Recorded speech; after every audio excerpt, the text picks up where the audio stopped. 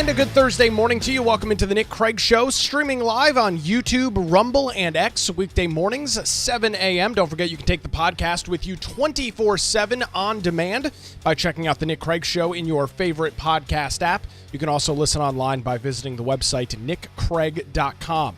Our show this morning is brought to you in part by The Law Group. Visit them online at lawgroupnc.com. We'll have more on them coming up a little bit later on in the program this morning. As we come on the air this Thursday morning, we've got breaking news out of the House of Representatives happening just minutes ago as we were getting ready to go live. Here's House Speaker Mike Johnson. On this vote, the yeas are 215, the nays are 214, with one answering present. The bill is passed.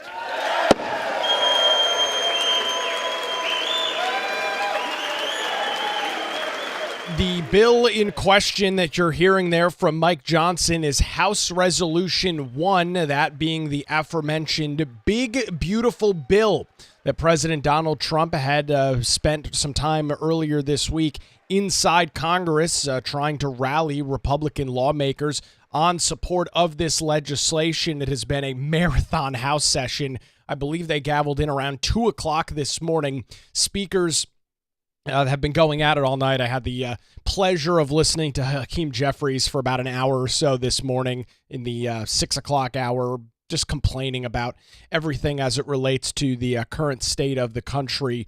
The final vote, 215 to 214, two Republicans voting not in favor of the legislation, a couple of voting present as well. There is some other legislation being read in right now as this, again, is happening live this morning as we are here in the House of Representatives up in Washington, D.C. I'm not sure what is being read in right now. Let's dip in and see what's going on here.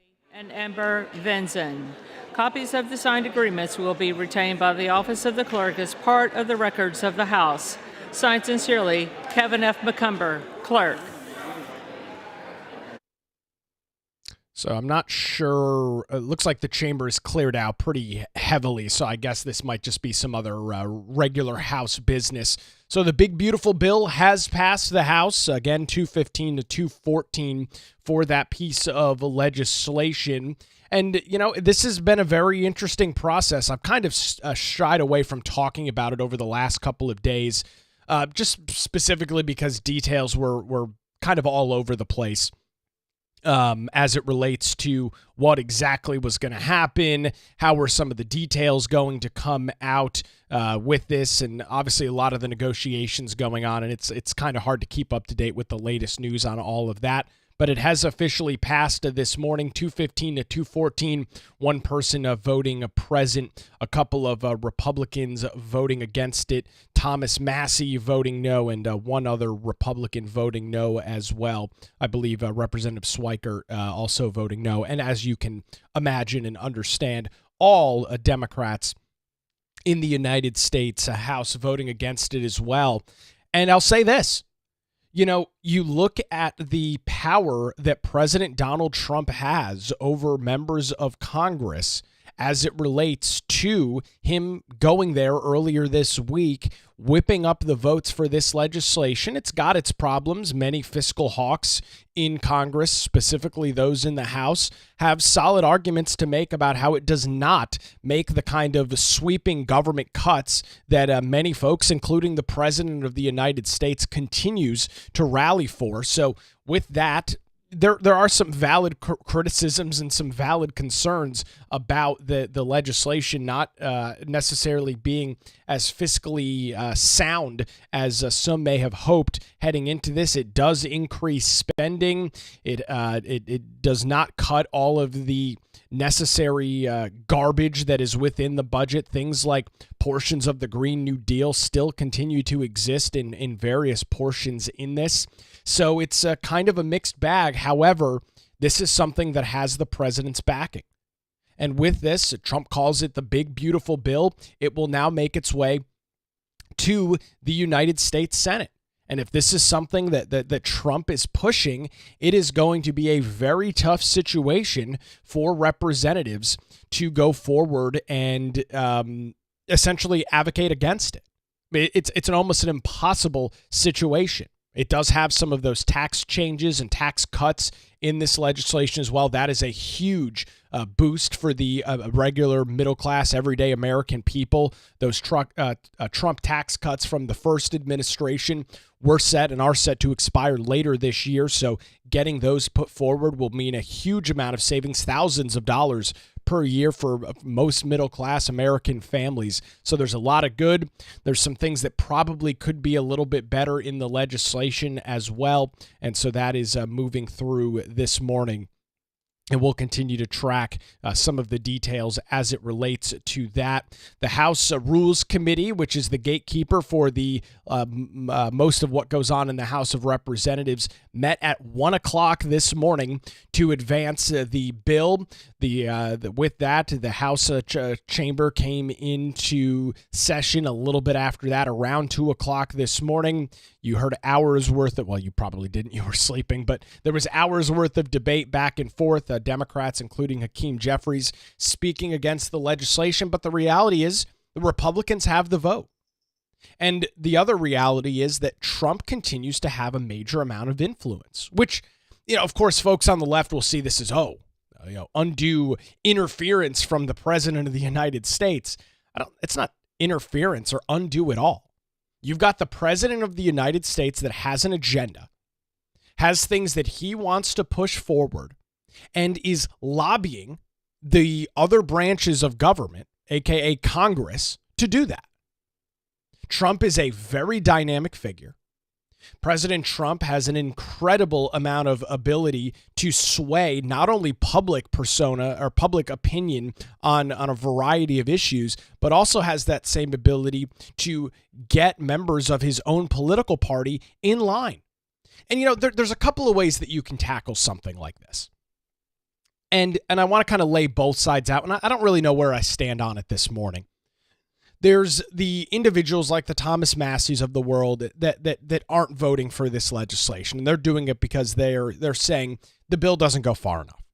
The legislation is not exactly what we promised the American people. It does not have the precision cuts and some of the reduction of the size, scope, and scale of government that we have been talking about. That's a fair opinion to have. And in some cases, it's an accurate opinion when you look at the legislation itself. However, at the same time, you have to go into this position where you look at the 80-20. Is this bill 80% good versus 20% bad? And you've heard me for years talk about Ronald Reagan's rule over, an 80% friend is not a 20% enemy. It's an 80% friend when you're 80-20 supporting somebody and agreeing with them. And for the most part, I think this legislation hits that threshold of more good than bad. When you start getting into the 50s and maybe low 60s as it relates to good versus bad in terms of legislation, well, that's maybe when the question starts arising of, can we do better? Can more be done? And the answer is you can always do better. You can always do more. I mean, the idea that there's no place ever for improvement is absurd. President Donald Trump feels good about this legislation. At the end of the day, it's going to go to his desk for a signature, and I would suspect that the United States Senate is going to have some similar discussions as it relates to this big, beautiful bill that is now making its way fast-tracked over to their chamber this morning for them to vote. Now, I'm not immediately clear as to when the Senate is set to take this legislation up. This is something that is happening, obviously, very rapidly. They are running up against the Memorial Day holiday weekend where they do not want to do that. And it actually looks like, let me see if I can get this pulled up. It looks like Mike Johnson might be speaking right now on the bill. Let me bear with me here as we do our live show this morning and see if I can find a feed of House Speaker Mike Johnson. It looks like he has just stepped up to the podium. Trying to see if I can get a live feed in here and see what he has to say as it relates to it. Struggling, unfortunately, to see where something like this is live as we stand here right now. can't seem to find a live feed. I'm seeing some pictures popping up on X showing the legislation taking place, but it does not look like I can find anybody that's got a live feed of it as we speak right now. Looks like the House obviously has adjourned after that vote, and with that, now we are in the position where we wait for additional details from the United States Senate as it relates to this legislation. So that is where things stand right now. Obviously, a lot of moving parts, a lot of moving pieces happening on this legislation. Fiscal hawks not necessarily in love with the bill, but as it stands, that is what the president is pushing for. That is something that he is continuing to push for in Washington, D.C., and it's very hard for members of his own party, these of course being Republicans in Washington, D.C., to actively go against the president. It's a very, very tough situation for Republicans, because we know for a fact that if let's just say Republicans spiked this thing in Congress and this did not happen, and you had the House, many members of the United States House actively be against this, boy, does that create a very interesting situation for President Donald Trump. It puts him in a position where he is now going to go on the offensive against members of his own party, which I will argue is not a good thing. It is not a good situation when you've got control of the House, when you've got control of the Senate, and you've got control of the Oval Office, and you're struggling to get your party, struggling to get the people that you are, for the most part, 90+% or 80+% politically aligned with. That is a serious problem when you have to then start teeing off against them publicly over what's going on. That creates a very, very tough situation, not only for the President of the United States, but for those active members of Congress, and as well for the individuals that are voting on many of these people. Right? We've got midterm elections coming up, as primary season will be March. You're going to see things over the next couple of months really start kicking up in a major, major level. You're going to have major primary battles being drawn in the sand. And so with that, it is, and it's almost an unimaginable situation where you've got the President of the United States that is out there actively essentially pushing against members of Congress. But that's kind of the situation that you would watch unfold as this whole thing would take place.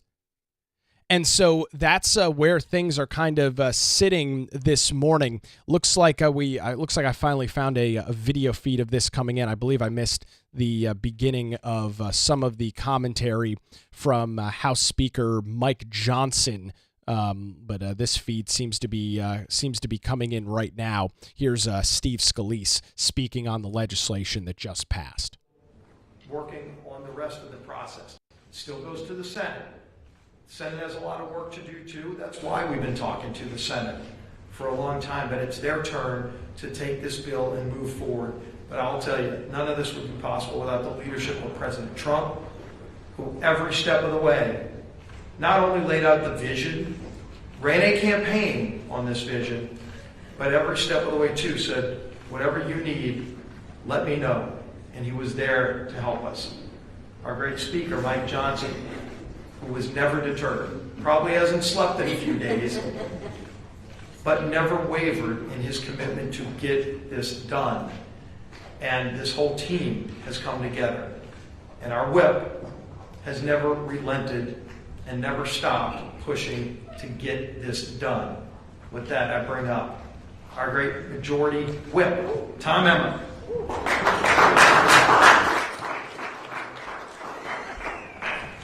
Thank you, Steve. On November 5th, the American people rejected the failed policies of the Biden-Harris administration and overwhelmingly endorsed President Trump's America First agenda.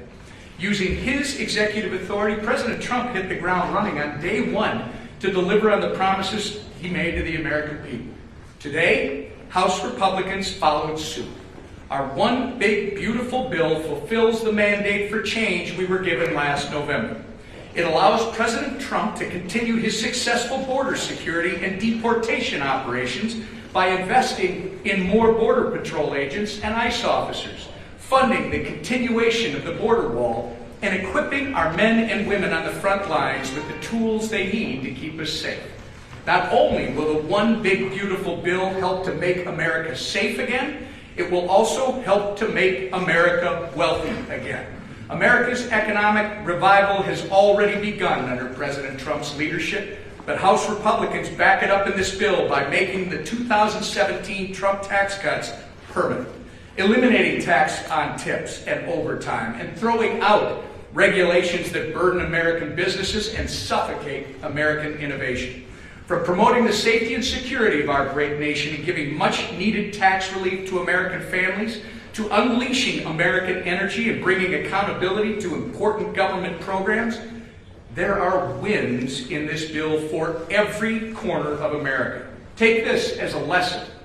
Don't bet against the House Republicans. We've shown time and time again that we deliver for the American people, especially when it matters most. By taking hold of this historic opportunity, I truly believe we've unlocked the opportunities for generations to come. With that, I turn it over to our conference chair, Lisa McClaren.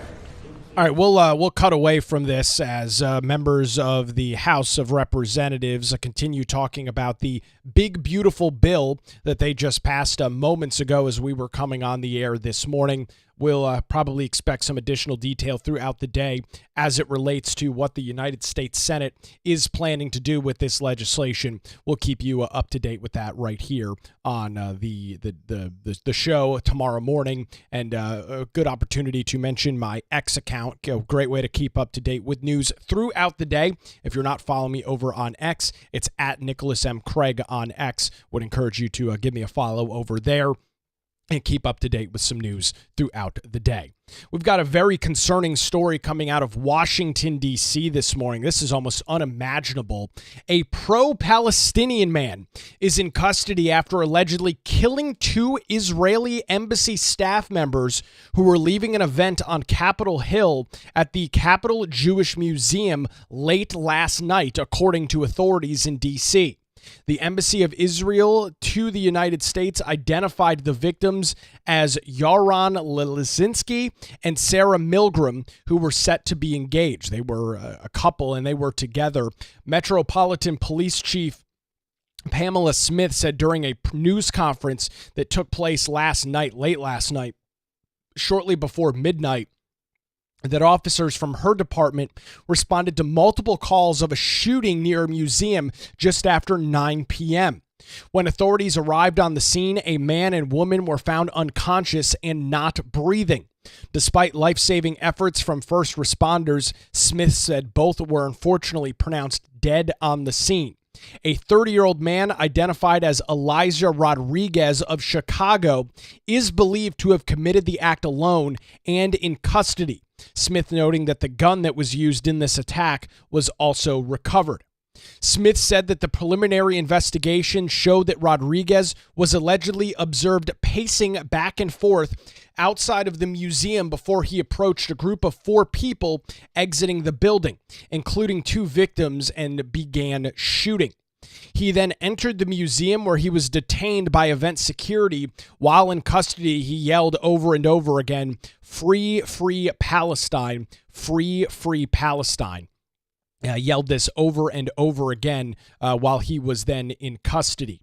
According to the D.C. Mayor, Muriel Bowser, she described the shooting as horrific and assured the community that there is, quote, no active threat, saying, quote, we will not tolerate any acts of terrorism. We will not tolerate anti-Semitism. A spokesperson for the Israeli embassy in the capital confirmed to Fox News early this morning that the 2 diplomats were shot at close range while an event hosted by the American Jewish Committee, ACJ, was taking place. According to that spokesperson, they said, quote, "We have full faith in law enforcement authorities on both the local and federal levels to apprehend the shooter and protect Israeli representatives and Jewish communities throughout the United States." The event at the museum was for young Jewish professionals who work in foreign policy and had a panel discussion on finding humanitarian solutions for Gaza, according to details out of Fox News. So with this, you've got a horrific situation unfolding in Washington, D.C. And unfortunately, ladies and gentlemen, I can't tell you that I'm surprised by this. I can't tell you that I'm shocked that something like this has happened. You have got a very radical wing of the Democrat Party right now. And it's, in this case, we're talking about the far left radical wing that is on the side of the terrorists, on the side of the Iranian-backed terror group called Hamas, which has been operating in Gaza.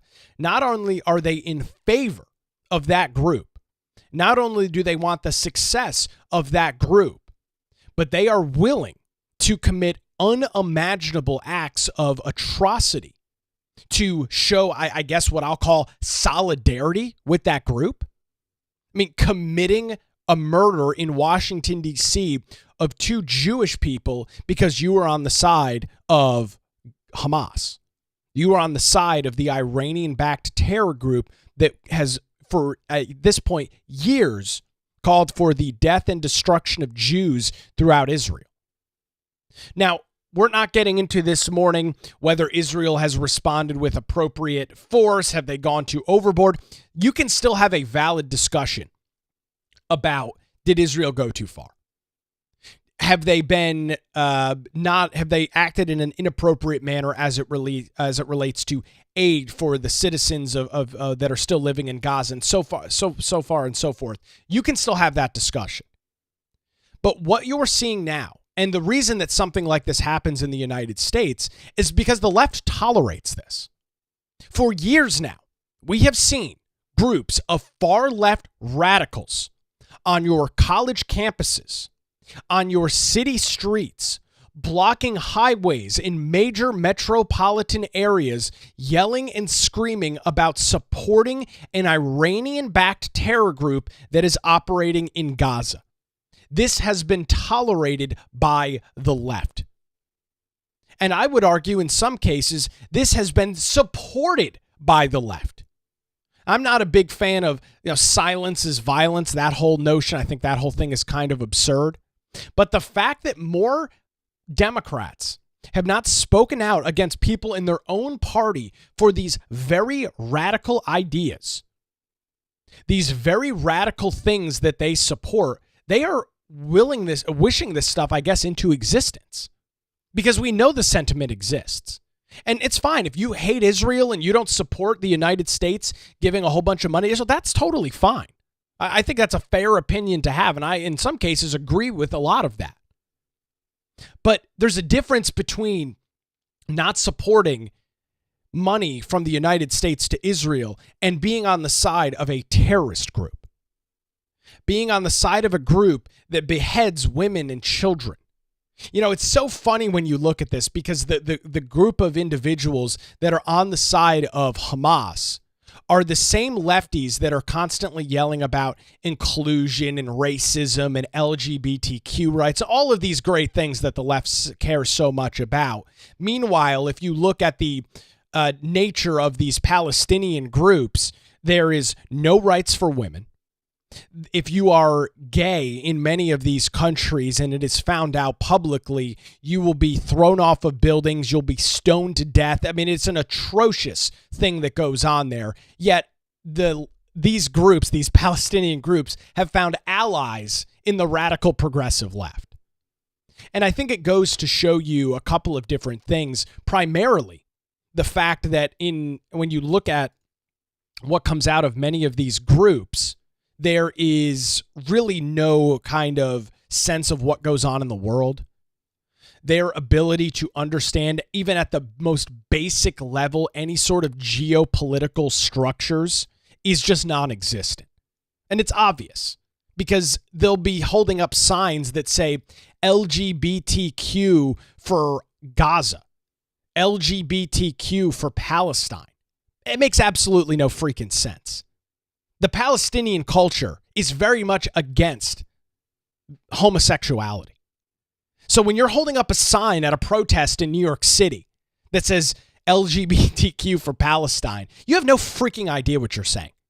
I mean, your inability to understand anything about what goes on in some of the regions across the world is shocking. Absolutely shocking. But that's what these groups do. And I really don't know how all of this gets wrapped up. I think there's a lot of money that is funded into these groups. There's a lot of what I guess I'll call ringleaders of these groups that are in charge of whipping up and ginning up all of this controversy and all of this rage. And then you've got a bunch of mindless, moronic liberals that just follow lockstep because, as a liberal, many of them have absolutely zero ability to understand anything that's going on. They have no ability to look at a situation from a top-down view and think about, where do I fall on this? And let's look at the pros and the cons. Let's look at the situation. They're just sheep.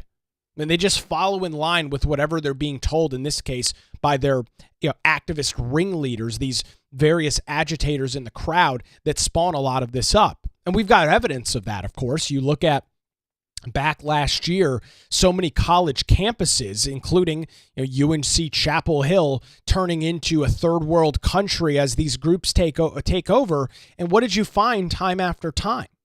With the arrests, with everything that was going on, well, you found a bunch of people were arrested who were not students on campus, were not even of college age, yet they were on campus building these zones without law enforcement, building these tent cities and occupying the front lawn of Chapel Hill. They're not even students at the school. These are outside influence groups that come in because the left has no ability to critically think about anything. Come in, say, hey guys, this is what we're going to do. This is our narrative. These are our chants. This is our agenda, and just push forward with it. And so all of this has been happening for years now. You've got many folks on the left that will not speak up against this. And so when I say I'm not shocked and surprised that this happened, I genuinely mean it. And it's a sad situation, but I'm not surprised. You have a contingent of the Democrat Party that is not only incredibly anti-Semitic in their ideology, but they believe that it is a solution to push things forward is to actively murder and kill Jews. I mean, that's what they believe. They will chase Jewish students off of campus. They will call for the death of Israel, the death and destruction of Israel on college campuses and in city streets. So this is the logical progression of all of this, unfortunately. When this stuff goes unchecked, when there is no sane voice in the room to say, hey, maybe you guys have absolutely no idea what you're talking about. When there's no sane voice to say, you guys, what you're saying makes absolutely no sense at all, then this is the unfortunate reality of what happens. This is the unfortunate reality of what you see. And it's a horrific situation. It's an awful situation that takes place, but unfortunately, it is not surprising, and I will argue it's not shocking. Because the narrative has gotten taken away, has gone out of control on the left. There is no adults in the room to discuss anything as it relates to sane or normalcy. It's a disastrous situation. So details are still a little bit sparse. I'm looking at a new update this morning from the New York Post. This Elias Rodriguez character, 31 years old, was once linked to the Party of Socialism and Libertarian, which is a far-left group that regularly posts anti-Israel rhetoric on social media. The group posted just recently as Wednesday afternoon, "End the genocide, Israel out of Gaza now." The group did confirm Rodriguez's membership in the wake of the shooting. However, they distanced themselves from the violence, which of course is complete horseshit. These groups are actively calling for violence. They have continually, for years, actively called for violence. Then once one of their minions carries out violence, they go, we don't support violence. We don't support that kind of violence at all. But you support it in your rhetoric. You allow this stuff to fester in your groups. You allow this stuff to fester in your circles, and then you're shocked. Then you're surprised when somebody who's in your groups carries out a horrific act like killing 2 Jews last night in Washington, D.C. as they were coming out of an event, specifically targeting them because they were Jewish. Really? You're shocked by that? Really? You're going to distance yourself from the violence? Give me a freaking break. It makes absolutely no sense. This stuff is allowed to fester and boil in these little enclaves on the left, and then it ends up boiling to a point where something like this happens. It's unfortunate. It needs to be discussed. Democrats in Congress need to speak out against this kind of rhetoric because it's their party that's behind it. It's their fringe groups on the left. And I'm not one of these people that like the left where they say, oh, well, because a Democrat says something, therefore they're calling for violence. No, I don't think so at all. I'm not a fan of, oh, blood is on the hands of Democrats because no, not at all.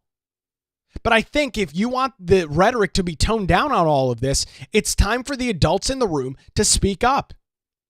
It's time for people that have a sane, rational opinion, which I know is hard to find on the left, but there's a few of them.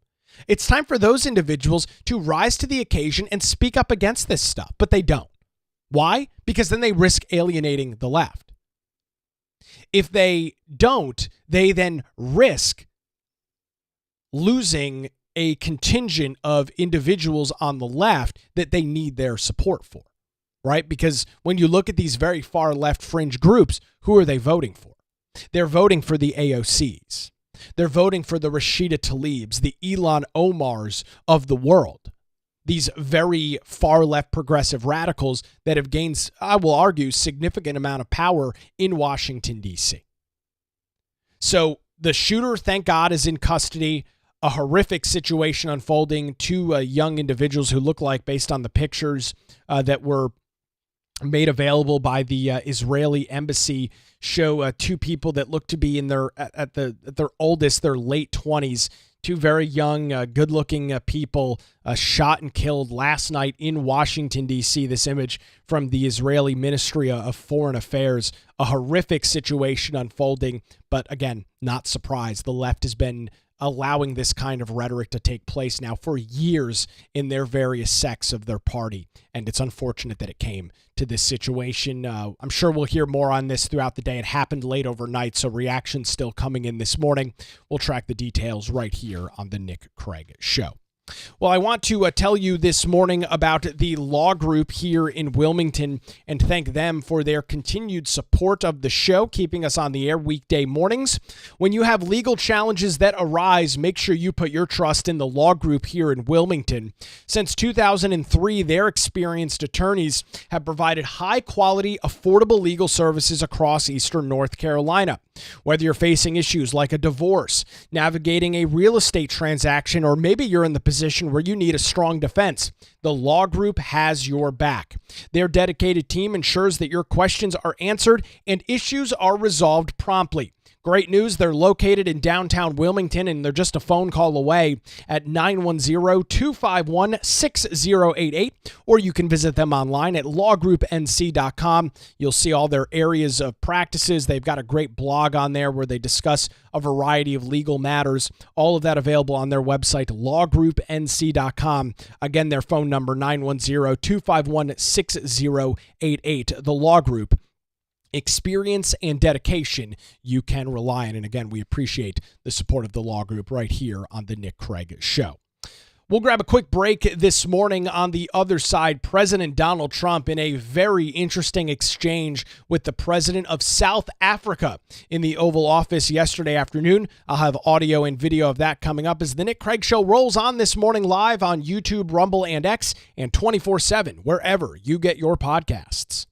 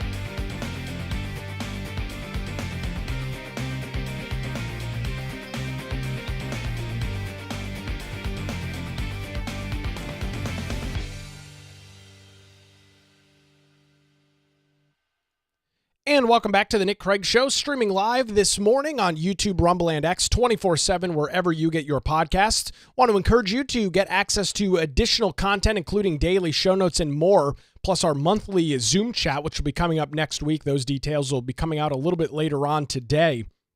You can get all of that by visiting patreon.com/Nick Craig. That's patreon.com/Nick Craig. We've had a couple of new folks come alongside over the last couple of days and support the show. So I encourage you to do so as well over at patreon.com/Nick Craig. I look forward to chatting with everybody next week.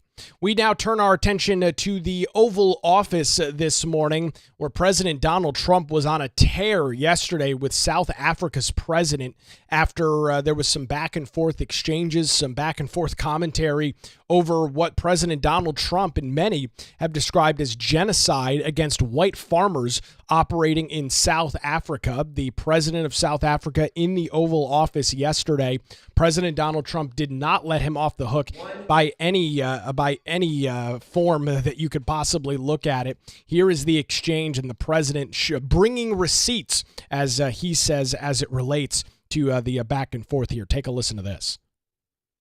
For you to be convinced that there's no white genocide in South Africa? Well, I can answer that for the president. It's for him.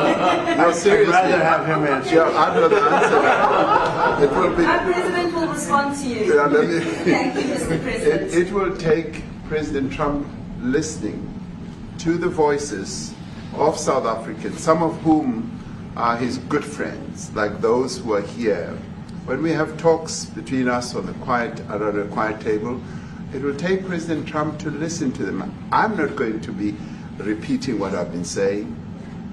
I would say if there was Afrikaner farmer genocide, I can bet you these three gentlemen would not be here, including my Minister of Agriculture. He would not be with me. So it'll take him, President Trump, listening to their stories, to their perspective.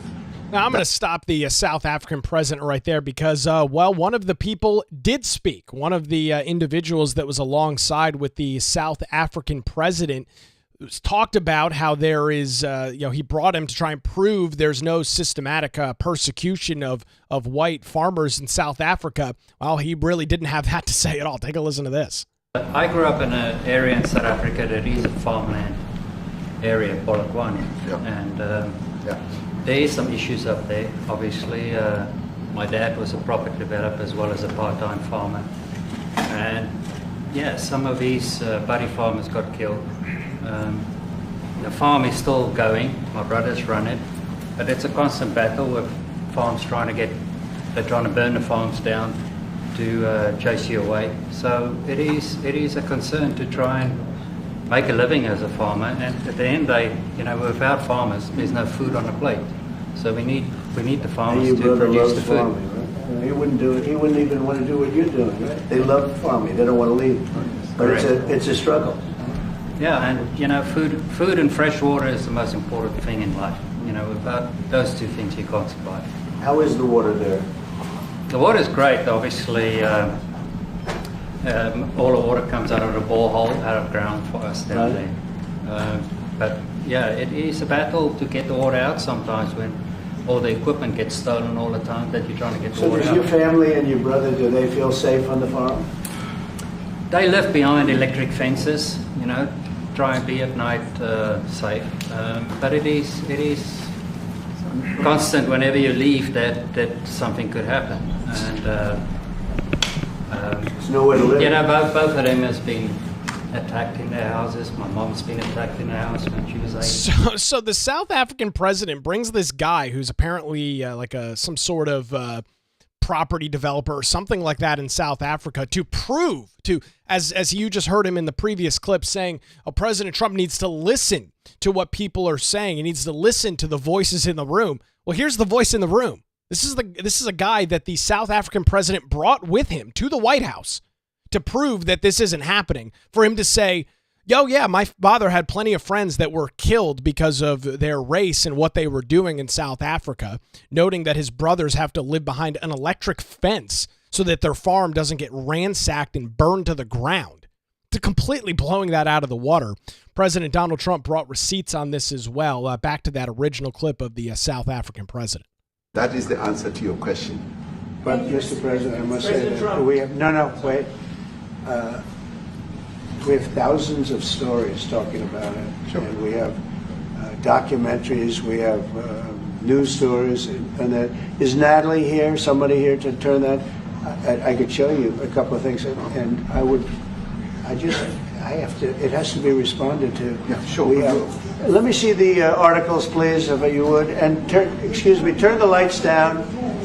Turn the lights down and just put this on. It's right behind you. Johan. Oh man, Trump is just brutal with this. People are going to occupy land. We require no permission from you, from the president, from no one. We don't care. We can do whatever you want to do. Who are you to tell us whether we can occupy land or not? We are going to occupy land. Yeah. South Africa occupy land. That's who we are. Whatever want to do, we can withdraw my membership from this useless parliament. Yes, honorable member. Must never be scared to kill. A revolution demands that at some point there must be killing, because the killing is part of a revolutionary act. Shoot to kill, Yamaza, kill the poor, the farmer, kill the poor, the farmer, pa, pa, pa, pa, to kill, Yamaza, kill the poor, the farmer. The South African president in this, while this video is playing, is readjusting his tie, kind of rubbing his head, because President Donald Trump brings, I'm not going to play the full thing because the audio is kind of hard to hear, but it's about a 4-minute video, a 5-minute video of various groups throughout South Africa calling for the genocide of white farmers, cheering, dancing, yelling, and screaming about it. Here's the end of it and President Trump's additional comments. Okay. I mean, it's in South Africa. That's good. We need to find out. The president says, I need to find out. Like he's never seen this before. The South African president. He's never seen this before.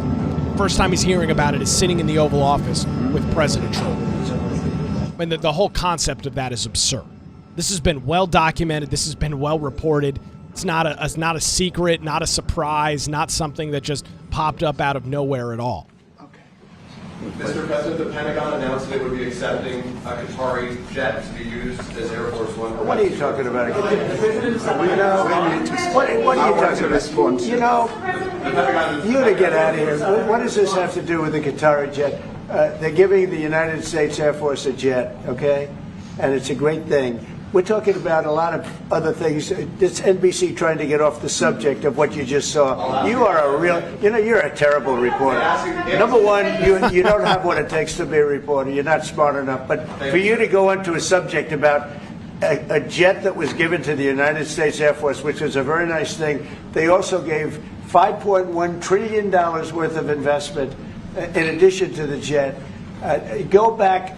You ought to go back to your studio at NBC, because Brian Roberts and the people that run that place, they ought to be investigated. They are so terrible the way you run that network, and you're a disgrace. No more questions from you. Go ahead. Go ahead, talk about that. His name is Peter something. He's a terrible reporter. President Donald Trump just absolutely teeing off on the media. NBC News. So Trump plays a 5-minute video of people, of various leaders, various activist groups in South Africa calling for the genocide of farmers. President Donald Trump shows the video, plays it for everybody in the Oval Office to see. And immediately after it's done, some jackass from NBC News is like, well, you have any comments on the jet, the new Air Force One? That's the first thing out of his mouth. That's the first thing that is on the top of his mind. Let's talk about a jet leaving, a jet being gifted to the United States. And it's not just NBC. It's everybody. Here's a post from PBS yesterday afternoon, 3:25 p.m. White farmers have been murdered in South Africa, but those numbers account for less than 1% of the more than 27,000 annual murders nationwide. Experts said that the deaths do not amount to genocide. The President Donald Trump misled about land confiscation. So that's what PBS is up to. That's what they are doing.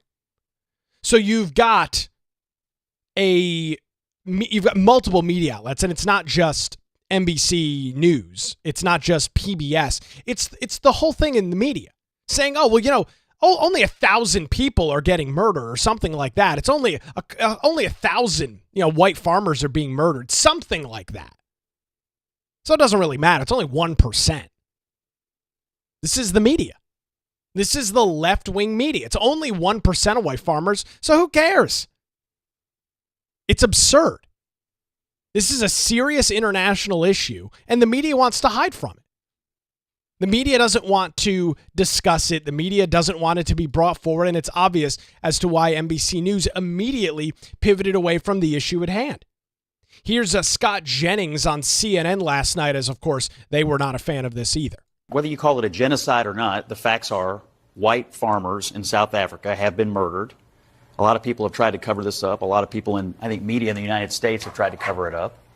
Obviously, the South African government doesn't want to talk about it, so it was kind of a boss move for Donald Trump to roll that television in there today. And I think even the agriculture minister in the Oval Office confirmed that these people are, in fact, being murdered. So my question is, if it's not a genocide today, how many do we want to let get murdered so that people around here can be satisfied? Okay, now it's a genocide. Let's let a few more. I don't understand. We're talking about 50-something people they were trying to let in, and everybody's losing their mind after we let in 20 million illegal immigrants over the last several years. The president is trying to prevent genocide from happening any further to these people. They are clearly being discriminated against. Some have been murdered. This was an interesting spectacle in the Oval Office today, but it had to happen because I don't think anybody was telling the truth about it. And Scott Jennings is 100% right. The Western media doesn't want to talk about it because it doesn't paint a good picture. Paints a very, very bad picture of huge racist situations that continue to take place in places like South Africa. The South African president seems to be completely oblivious to what's going on. He told the president time and time again that this wasn't happening, that this is not what it seems like, this is not exactly the situation. I mean, I watched the entire thing in the Oval Office yesterday. And he said time and time again that it didn't happen. Talking about, was asked about denouncing some of the language in that, and this is what he had to say. But let that stop playing. This is what he had to say about some of the language used in the video that Trump played. So you denounced that type of language in the video that you saw? Oh yes, we've always done so. As government, as my own party, we are completely opposed to that. We, in 1955, adopted a document which said South Africa belongs to all who live in it. But why wouldn't you arrest that man? That man said, kill the white farmers, kill the white farmers. And then he danced, and he's dancing, and it's kill the white farmers. I'm not sure, but I think if somebody got up in Parliament and started saying kill a certain group of people, he would be arrested very quickly. That man is going all over South Africa, and that's not a small party. That was a stadium that holds 100,000 people, and I hardly saw an empty seat. That's a lot of people. That's a lot of representation. And those crosses, we have dead white people, dead white farmers, mostly. And you take a look at Australia. They're being inundated, and we're being inundated with people that want to get out. And their farm is valueless. It's valueless. And they just want to get out with their life. And this is a very serious situation. It's an incredibly serious situation. Great comment coming in this morning on our Rumble chat. Completely oblivious or straight up liar as it relates to the South African president? It's a great question. I mean, my gut reaction would tell me it's probably a mix of both. you gotta maybe shelter yourself from the information that you don't want to see. So there's some level of being oblivious. And the other fact is he doesn't want to admit to it. The South African government obviously doesn't want to admit to it. You know, the United Nations has nothing to say about this. You know, the great UN, all those stupid blue helmets roaming around the world. Haven't seen anything from the UN about it. Haven't seen anything from all these, love and peace, great left-wing activist groups that are always talking about how, we as a globe need to get together and peace and all this other nonsense that they're always talking about. It's insane. I mean, nobody's discussing it. You've heard coverage and conversation on places like Fox News. You've read on various conservative news outlets about this. You've heard conservative radio hosts and podcast hosts talk about it. But other than that, it's essentially been mum is the word because it doesn't paint a very good picture. And the only reason that it's being talked about now is because the left-wing media believes that they can use this as an opportunity to talk about, oh, well, you're trying to shut down immigration. You can't allow these farmers in from South Africa, even though there's a very clear and obvious situation unfolding with individuals that are being actively persecuted and actively discriminated against based on their race.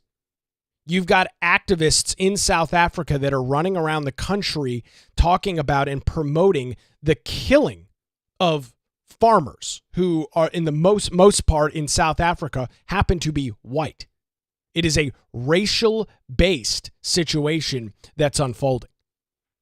And mum is the word. Nobody really wants to talk about it at all. It's an awful situation. The president of South Africa is, I say, straddling the line between being completely oblivious and a liar. There are social media clips that have been making their way around over the last day or so in which the president is calling for land to be taken from these farmers without compensation. Trump is to the point that Scott Jennings made on CNN. It was a boss move, not too dissimilar from the situation that unfolded with Zelensky in the Oval Office, where he tried coming to the White House, tried painting a very different picture than what was reality to the American media to try and get sympathy, to try and get more money for the war, only to be completely obliterated publicly by President Donald Trump. And this is the standard. If you're going to come to the United States and you're going to have issues as it relates to whatever it is in your country, whether it's war, genocide, whatever, you're going to be taken to task on it. You're not going to come and sit down next to President Trump or Vice President J.D. Vance and completely misrepresent the situation. It's just not going to happen. You could see the delegation that came with the president from South Africa with their heads down while this video was playing because they know exactly what's going on. They're not completely oblivious to it. They want to maybe project that. But that's the situation. So I'm very grateful for the president, and I'm very grateful for him in calling this stuff out. He's got, for lack of a better term, he's got balls of steel as it relates to this stuff. He is not going to lay down and take this crap from various countries, and he's not going to allow this stuff to be misrepresented in front of the American people. And because of that, well, he has forced the media's hand, at least some media outlets, to talk about it this morning. So once again, another win for President Donald Trump. We'll continue to follow that situation as well. Well, ladies and gentlemen, that is going to do it for a Thursday edition of the Nick Craig Show. Once again, thanks to the Law Group here in Wilmington for their support. Visit them online at lawgroupnc.com. We're tracking what is set to be a busy day in Washington, D.C. and North Carolina. We'll have all those details coming up for you tomorrow morning right here on the Nick Craig Show, live on YouTube, Rumble, and X, and 24/7 wherever you get your podcasts.